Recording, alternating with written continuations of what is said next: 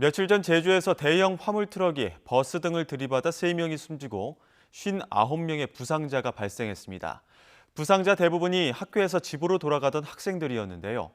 해당 학교는 대형 화물차에 대한 사고 도로 운행 금지와 단속을 건의할 예정입니다. 보도에 고재형 기자입니다.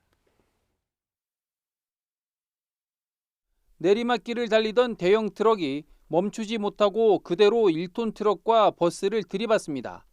이 사고로 버스 승객과 정류소에 있던 환승객 등 60여 명의 사상자가 발생했습니다. 당시 사고가 난 시간은 오후 6시쯤으로 버스에는 집으로 돌아가던 근처 대학교 학생들이 타고 있었습니다. 피해자 가운데 30여 명이 해당 학교 학생으로 한 명은 중상을 입어 헌혈이 필요한 상황입니다.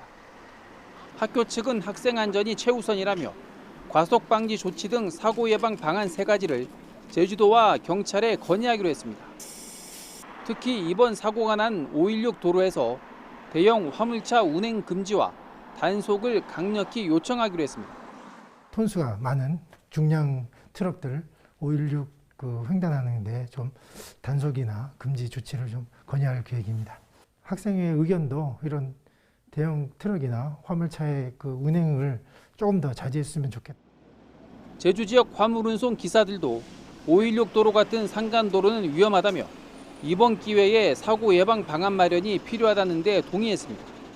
이번 사고 같은 경우에도 브레이크 자체가 과열로 인해 가지고 제동이 안 된 것 같은데요. 화물차 4톤 이상 출입 제한, 출입 자제 이런 표시판이 꼭 필요하다고 생각합니다. 이미 제주의 한 초등학교 앞은 지난 2017년부터 학생 안전을 위해 대형 화물차 운행이 제한되고 있습니다. 일부 다른 지역에서도 사고 예방을 위해 시행 중입니다. 해당 사례가 있는 만큼 경찰도 대형 화물차 운행 제한 여부 가능성을 포함한 대책 마련을 검토하고 있습니다. 시설 보강과 개선을 추진하고 관련 법률과 타 지역 사례 등을 바탕으로 대형 화물차량 운행 제한도 유관기관 등과 논의할 예정에 있습니다. 다만 제한 차량 기준과 시행 구간, 시간대 등 구체적인 운행 제한 방안을 마련하는 데에는 시간이 필요할 전망입니다. YTN 고재영입니다.